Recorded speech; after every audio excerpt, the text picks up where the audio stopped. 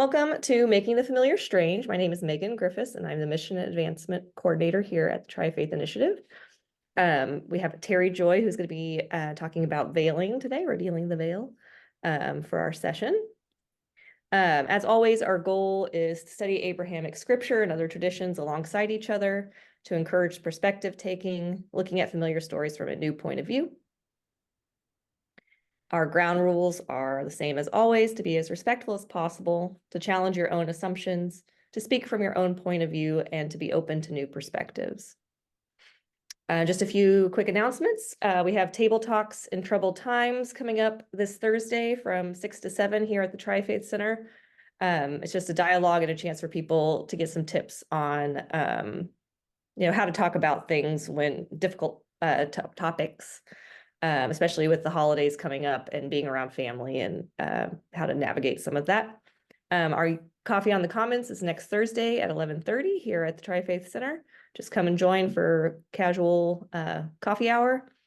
There's going to be a Red Cross blood drive on Friday the 22nd. So if you are interested in participating in that, you can sign up on the Red Cross website. And then I'm hoping to have a speaker lined up for Making the Familiar Strange in January. That'll be on the 16th at noon. But we might end up canceling that. This is just a busy time of year, we know. So we might just wait until February for that, but we'll keep you all informed. And with that, I'm going to stop sharing my screen. And oops, let me set Terri back as co-host so she can share. All right, Terri, I'm going to hand it over to you. Hi, everyone. My name is Terri Joy. I'm a member at Temple Israel. I also happen to work at the Jewish Federation, and it's nice to see everyone today. I'm going to talk about covering in the Abrahamic faiths, especially women's covering. I'll talk a little bit about men's covering as well, and talk a little bit about culture, covering in the cultures, and where our different scriptures talk about that as well.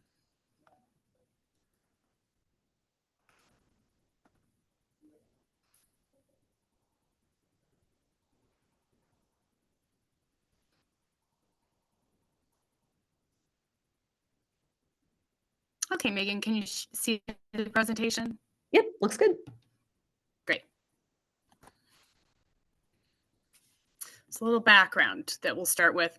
So from an anthropological standpoint, there are a lot of reasons that people choose to cover their heads. We see today political markers. It used to be very often a marker of class. You would see people from different classes cover in different ways, or maybe cover or not cover. We are going to talk today about covering for religious belief. It can just be a fashion trend, or it can be just because we've always done it. There are many, many different ways or reasons that we will cover. There are every culture covers, and every culture has covered or not covered through the millennia. It's not new. It's not unusual. We see it on every continent, in practically every country, every culture. These are a few different headdresses, head coverings from other cultures that we won't talk about today. But every culture has covering traditions. We cover for warmth. We cover for status. Lots of different reasons. So we see religious covering come up in the Abrahamic faiths because of practical uses in the Levant. So there were desert climates. They wanted to cover because there would be sudden sandstorms. We wanted it for sun protection, for cleanliness, to keep lice, to keep bugs out of the hair, to keep dirt out of the hair. It was very helpful for a number of reasons, to just keep some sort of, a towel, a blanket, a cloth over the head and ready to be used for a number of just different reasons. And then it could then be attached to the head in different ways. And so then, because everyone or so many people covered, then there tended, to start being different ways to cover, tribal ways to cover. Mom covered this way or dad covered this way. And so we tended to have some commonality in the ways that we covered. The earliest evidence we find in history of covering is in the 13th century BCE in Assyria. Aristocratic women covered, and we'll talk a little bit more about that when we talk about covering laws, but they covered for piety, for religious reasons. And just to give some context to that, this was about the same time when the Jews were being freed from bondage in Egypt. That is placed in the 13th to 12th century BCE. So we see specific, purposeful covering. The first time we see that for sure is about that same time in Assyria. So we'll take a look at some actual various Abrahamic or head coverings in the different Abrahamic faiths. So in Judaism, the primary head coverings we see for men are kippah. Typically, people will call those yarmulkes, or that may be a more common term you hear. The more proper term for that is a kippah. The large fur hats that you see some Hasidic men or Chabadic men wear are streimels. The fedora is a common head covering for men, and believe it or not, it's just a common Turkish hat now, but the fez or tarbush, more appropriately, is actually a Jewish head covering. For women that choose to cover in the Jewish faith, they will wear either a tichel or a sheitel. Tichels are scarves or head wraps, and sheitels are wigs. Christians, and especially Catholics, through the ages have covered. We more commonly in the Western world now will see Catholics who are in the clergy cover. There's the nun's wimple, of course. That's a lot more common to see. And then priests and bishops still will wear hats. The bishop's mitre is a common hat. A less common hat to see, but in maybe an archdiocese, the priests will still wear the biretta with the pom-pom on the top. Some Catholic women will still wear just a simple lace cloth over their head when they go to church. But and then we saw from the beginning of the Catholic Church, beginning of the Christian Church, up through late 19th century, most women covered their head in some way, if not full length veils, complete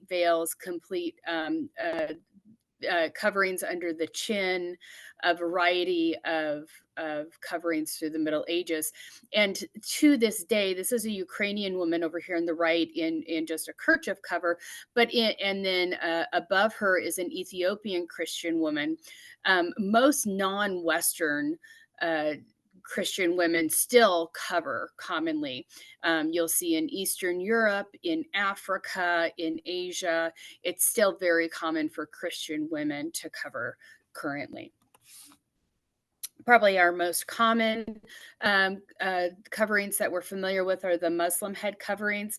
And for those not familiar with the differences, I've shown them here. So hijab is the simplest or most common covering you will see that covers the hair and then typically the neck of a Muslim woman. Niqab will cover the face.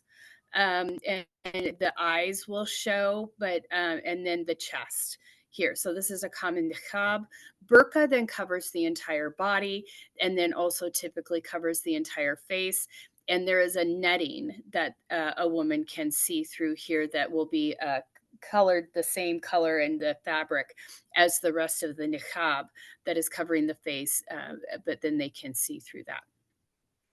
So sort of three levels of covering depending on the woman's denomination of um, of Islam or the requirements of the culture that she's living in. Muslim men also will cover depending on their denomination of Islam or often maybe how conservative their denomination is, or again maybe their cultural tradition. This is a Jordanian keffiyeh that this man is wearing, and so they keffiyehs still tend to be tribal or related to a nation, or then sometimes political.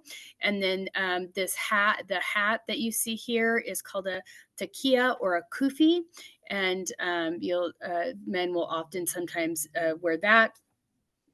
Some Muslim men do find and believe that wearing some sort of head covering is a sign of piety.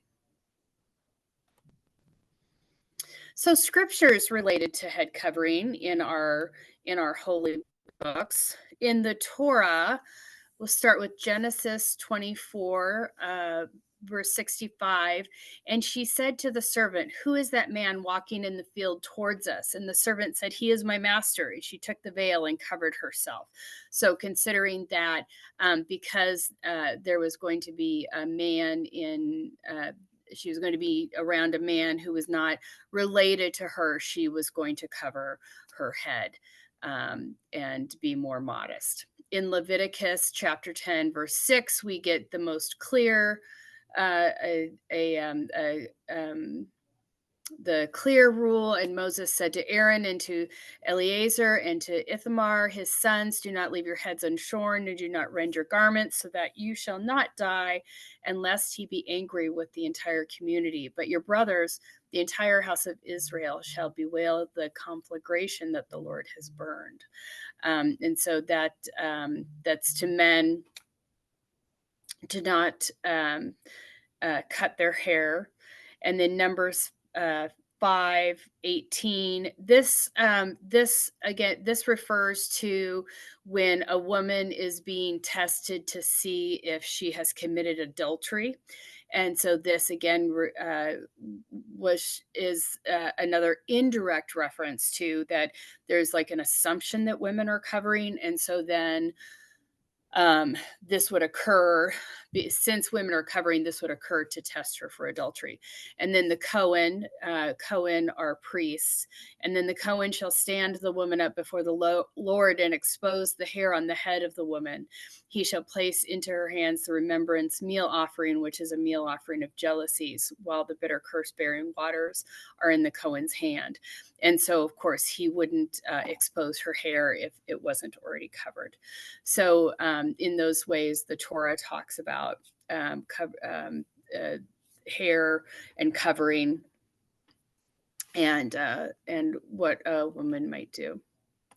The New Testament is probably the clearest place in either of the Bibles that talks about covering the head. 1 Corinthians chapter 11, verses 1 through 16. "I praise you for remembering me in everything and for holding to the traditions just as I passed them on to you. But I want you to realize that the head of every man is Christ, and the head of the woman is man, and the head of Christ is God. Every man who prays or prophesies with his head covered dishonors his head, but every woman who prays or prophesies with her head uncovered dishonors her head. It is the same as having her head shaved. For if a woman does not cover her head, she might as well have her hair cut off.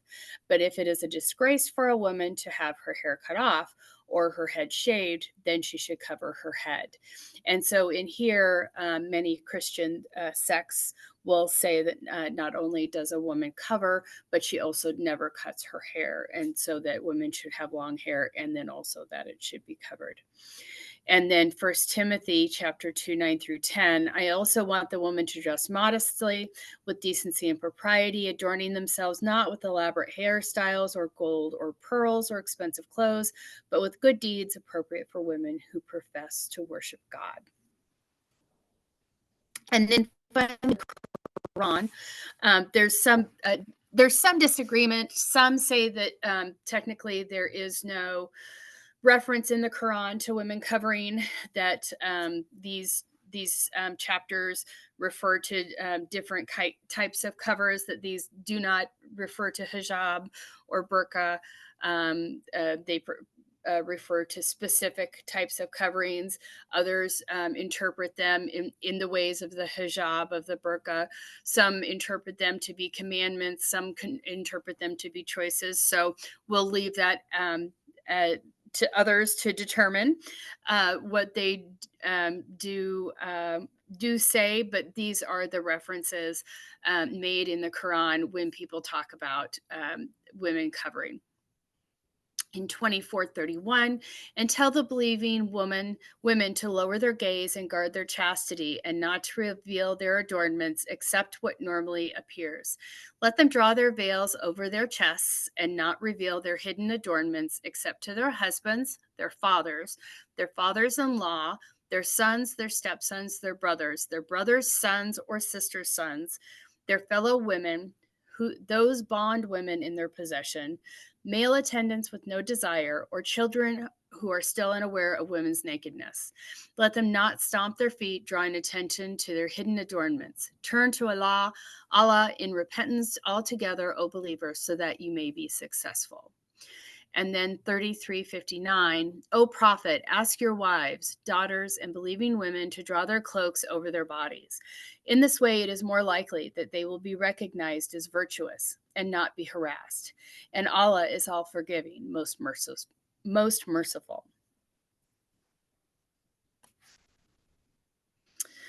So those are the scriptures where we might say there are commandments to women to cover. Some say that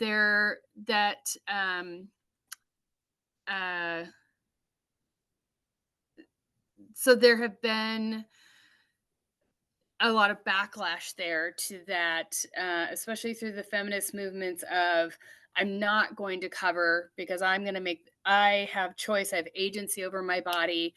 I'm going to go against that and cover if I want to.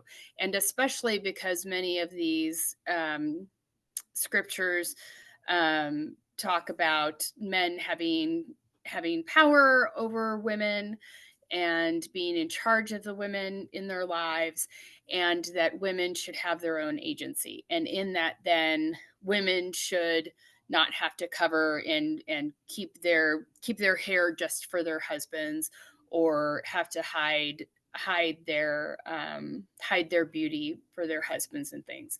But some women see covering as a choice and choose to cover also in a feminist way.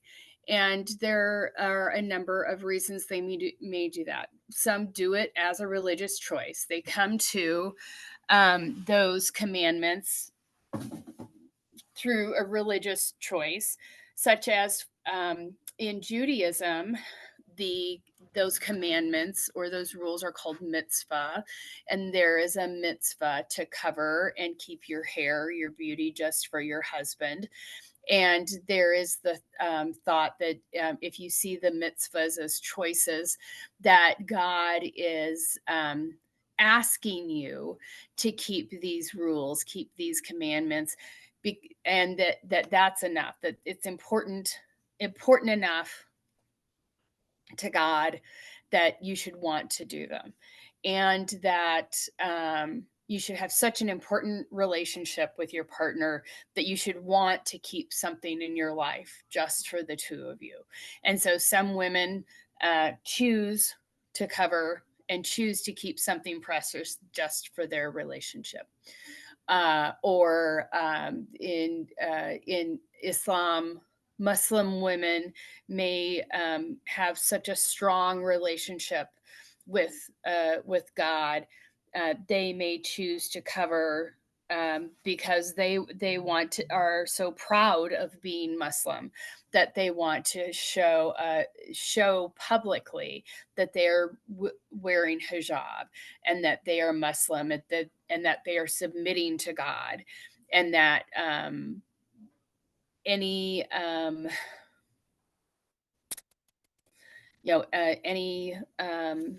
any prejudice that they um, may be subject to in public is worth it to them, is okay because their faith is so strong.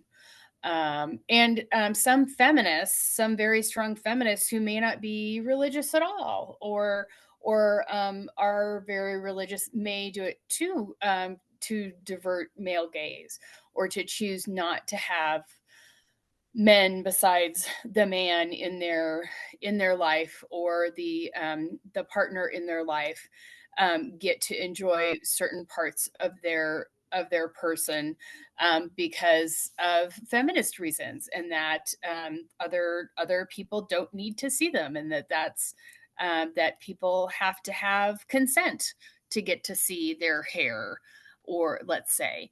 And so then they're going to cover. So there's lots of reasons that women today choose to cover. And there's a lot of misunderstanding that a majority of women cover because they are forced to. And really, I would say most women who cover for religious reasons today really are choosing to cover for some reason that's often personal, and often very spiritually fulfilling for them.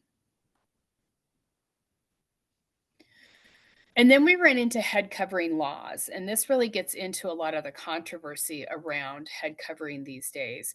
And there are laws that require head covering. There are laws that prohibit head covering.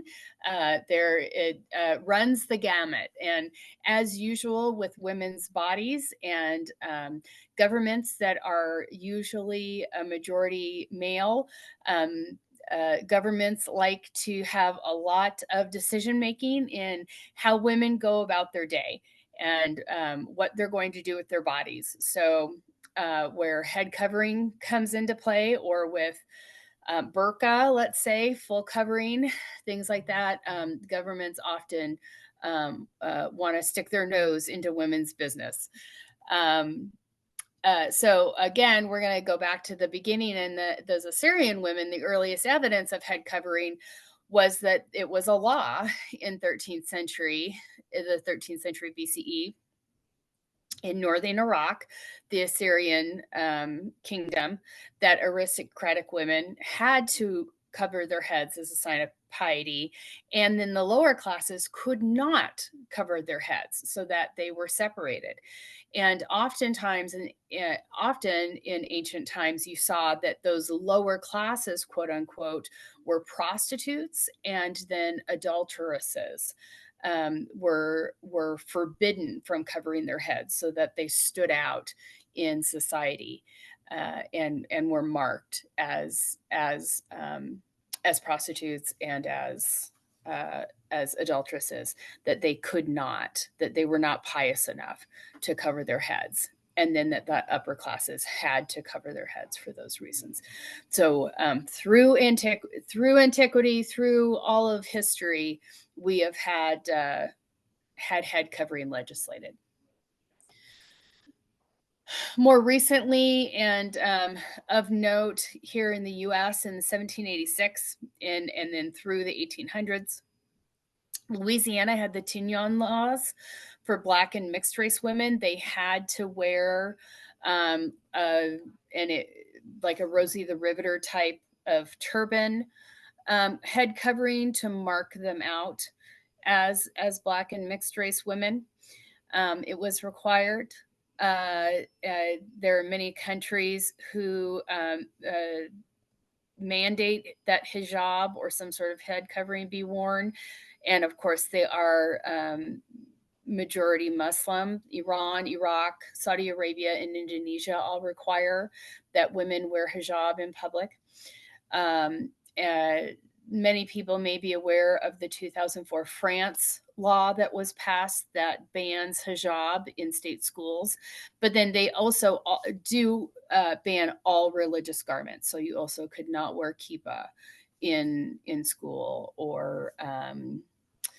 or any type of head covering, religious head covering, but it was primarily put in place to ban hijab, ostensibly to reduce prejudice against those women. But of course, then those women were prevented the choice of whether or not they wanted to wear hijab. Some countries have also banned the burqa now.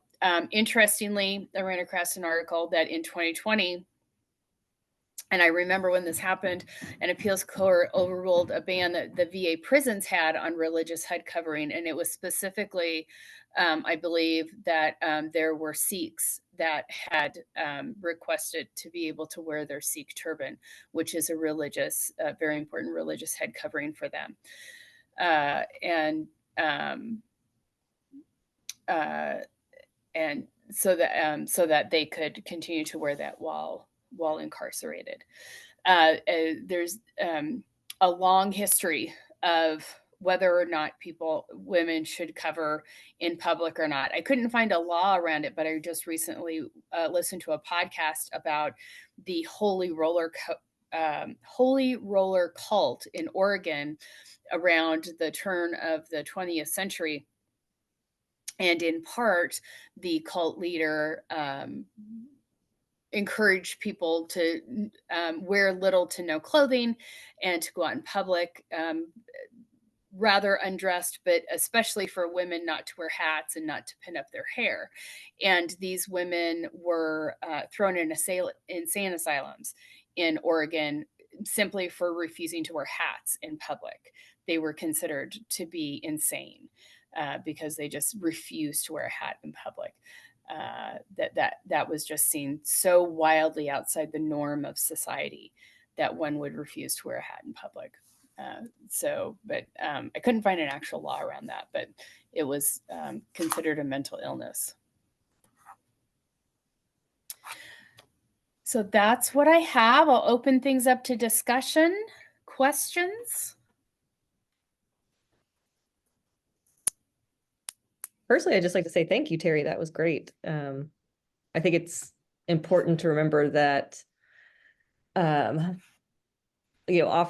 when people see, particularly a woman who's covering, they make assumptions about, like, if she oppressed, is she being forced to do that? But they don't ever, at least I don't ever hear that discussion being made towards men who choose to cover for religious reasons. So that was just like a good reminder, and that there's a lot of practical reasons why women started covering in the first place, or people started covering in the first place. So I just really appreciate the depth of your presentation. So.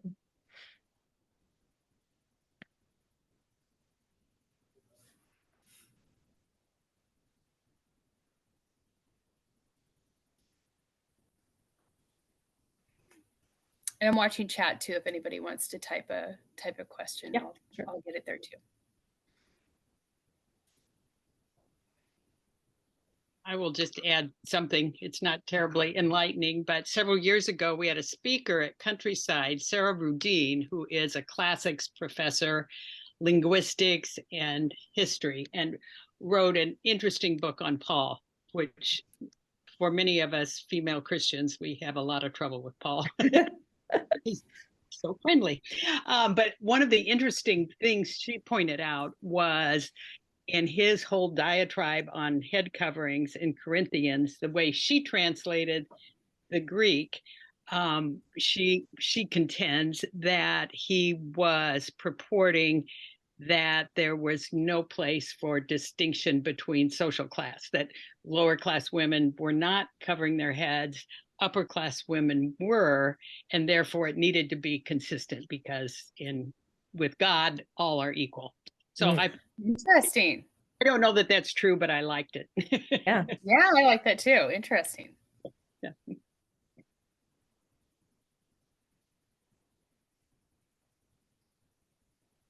Yeah. Deborah's added an interesting book in the chat. Yeah, I put the name at the back. I can never remember her name, but I found it and pulled it off the shelf.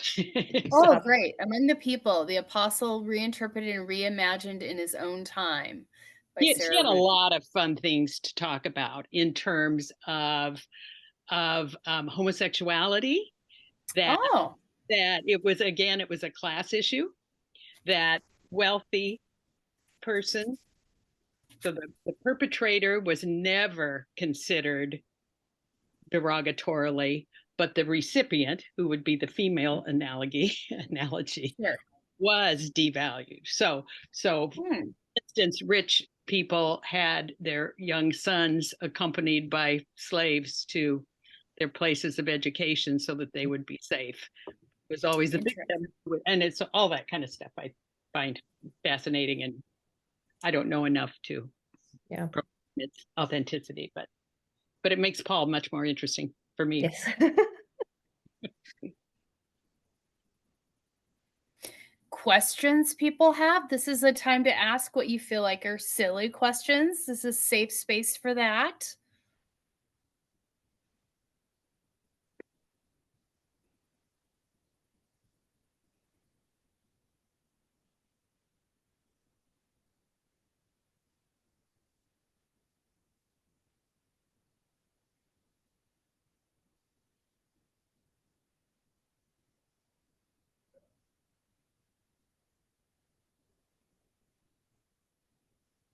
I think it helps know you're having a little more background and understanding history things. So when we do encounter people who might have some misconceptions about it, we have a little more knowledge to help them understand better. So thank you for that.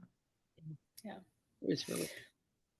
So I like to joke, I'm one of the 4 Reformed Jews that chooses to cover. And this, I'm wearing a wig today. I wear both wigs and scarves. And I actually, my partner and I came to decide that I covered when we were both secular. And now I do it as a religious mitzvah. But in it, so it's, I saw it that way with the mitzvah to cover, that it's a intimate, special thing that I save for my partner, that I, just uncover at home. And I like that I have that, that there is just something special that I save just for at home. Mhm. And that it is now that it is a it's a spiritual thing as well. And my hair has always been extremely important to me in my life, and it's something that I choose, is like something I choose to give to my partner, and it's something I choose to give, and in that it's a very feminist choice to me. Yeah, absolutely. And there's a lot of power in that to me, and it's in and so in that, it's not, there's a lot of strength in that to me. It's not weak at all. I love it, and it makes me very happy and joyous. So and I would say that most other women I know, and I mainly just know Jewish women that cover, would say the same thing, in that they choose to cover and that they find a lot of joy in it. There's very little, they don't feel oppressed at all.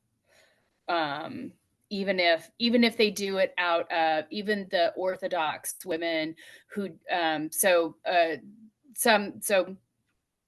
one big difference between especially Orthodox and Reform, Orthodox people tend to follow the mitzvahs, the commandments, because they feel God requires it, and Reform Jews tend to follow mitzvahs because they look at them and choose to do so in the way that's right for them, and that we both feel we do it in that way because it's more, they're more fulfilling in those ways.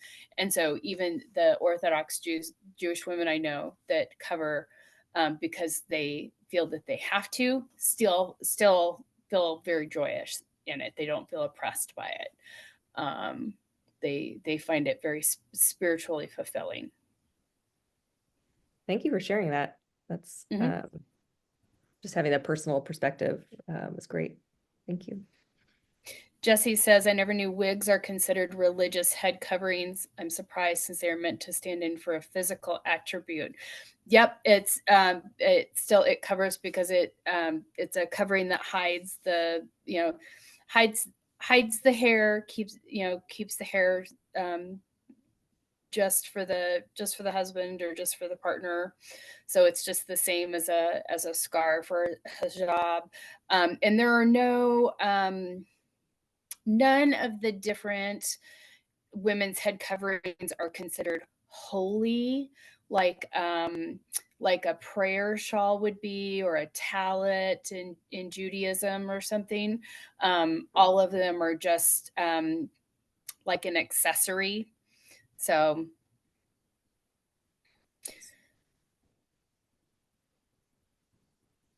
Well, another thing, and Deb sort of touched on this a little bit, is the idea of modesty means different things. And I think a lot of, in modern interpretations, people take it to have to do more with like the body and sexuality, whereas in the past, especially in the Christian New Testament, of it being more about wealth and not just showing displays of yeah.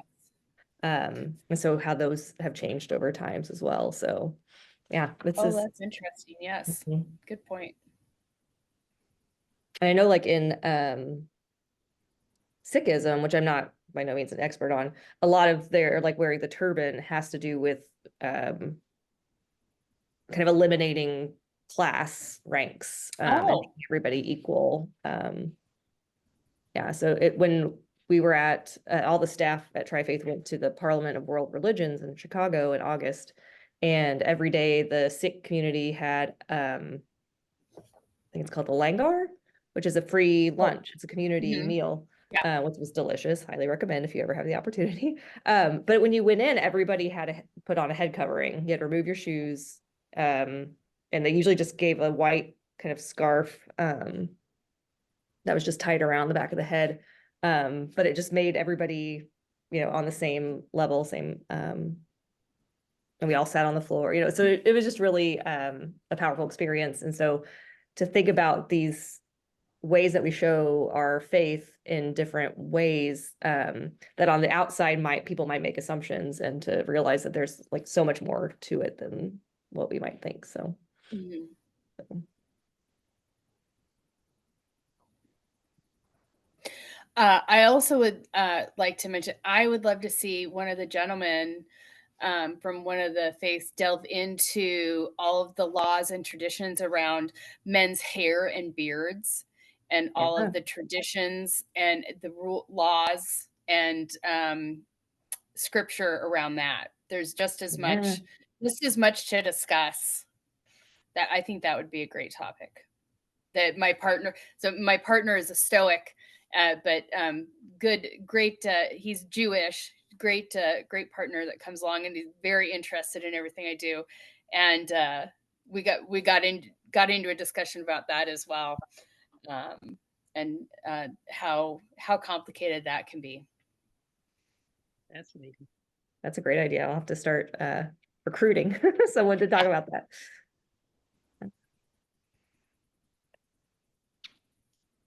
I could share an experience from the 4 years that my husband and I lived in Saudi Arabia. This was quite a while ago, 98 to 2002, in Riyadh, which was extremely conservative Islam. Yeah. And everybody wore the hijab and not the burqa, but everybody, all the women had face coverings, which they moved into the way it was described to us when men started looking at young girls, probably about puberty, was when they moved from childhood into wearing the covering. We went to a private party at my husband's partner's house, and his wife would always be covered. But in order to make us more comfortable that evening, he asked her not to cover her face. Oh. And I couldn't help but observe how uncomfortable she was the entire evening. And she kept grabbing her scarf and putting it over her, and then she'd let it drop, and she'd put it over, and then she'd let it drop. And it was explained to me by someone else that having her face uncovered like that in front of an unrelated male would be akin to us going out bare-breasted. I just was quite taken aback by that comparison. I don't know if it was accurate, but it was told to me by another Muslim woman, so I expect it was probably pretty accurate. I think things have changed a bit lately in Saudi Arabia, but I don't know that for a fact. Yeah, it's so interesting, what we are used to culturally and what is okay in one culture versus, and normal versus what I'm trying to think of another, a comparison of ours to another culture that would be the same. I can't think of one right now, But we do confuse culture and religion very frequently. I can remember the imam at the mosque saying he having so many nationalities represented that he spent an awful lot of time teaching that's a cultural value, that is not a religious value, but and we all do that. We look at Christian nationalism. Oh. Mm. Yeah, and I think Nancy, to your point of like we not have like quite the equivalence, but there are things like I consider myself a fairly modest dresser, not for any particular religious reasons, but like just what feels comfortable. And if I went somewhere and was I don't judge anybody by the way they dress, but like if I was asked to dress shorter skirts or whatever, even if it was like the cultural norm where I went, I would still feel uncomfortable with that. Like if I went to a country near the equator where there was just a lot less clothing, it would take a while at least for me to start feeling comfortable wearing different things, even if it's totally the norm and everybody around me is wearing that. It would take me time to feel more comfortable with that. That has nothing really to do with religion. It's just my own cultural, my own socialization around that. So yeah. And kind of vice versa. If I went somewhere where if I went to Saudi Arabia and was expected to cover, it would take some time to get used to that as well. So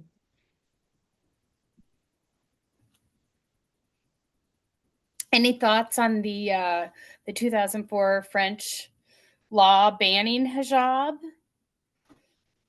Trying to prevent, with the thought of preventing prejudice and not allowing displays of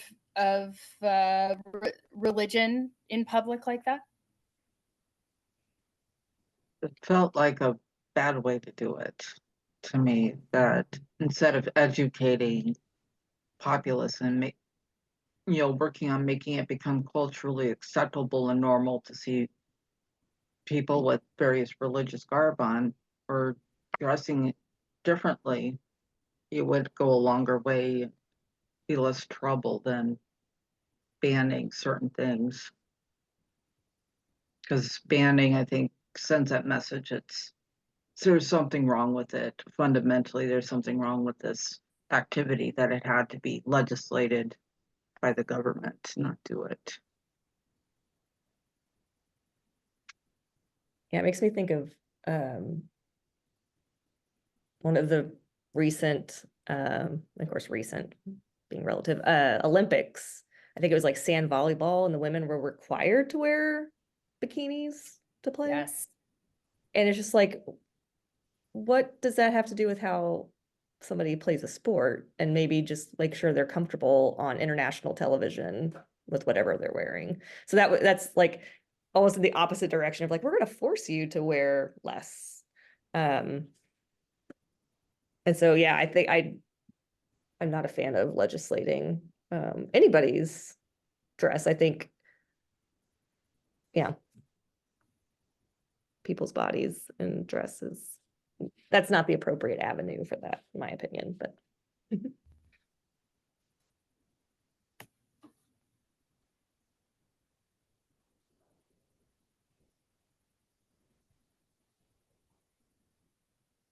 Does anybody else have any questions or comments they'd like to make about this topic, or anything else you'd like to know more about?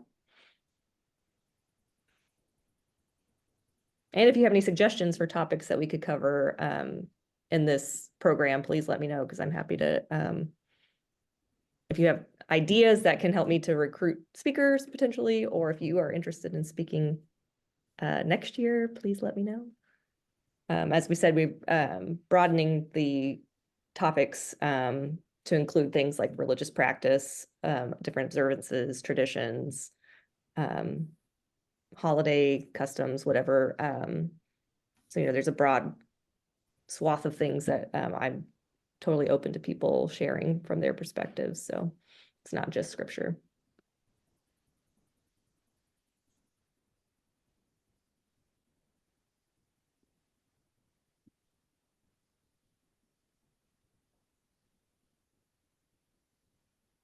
Great. Well, I think on that note, I'm happy to wrap things up. So I want to thank you, Terri, for taking the time to share with us today. This was great. I definitely echo Carrie's comment of that this was really enlightening. And I just appreciate you taking the time and sharing with us today. So I hope everybody enjoyed it. Everybody Yes. have a great holiday season. yes, thank you so much. Bye. Bye. You.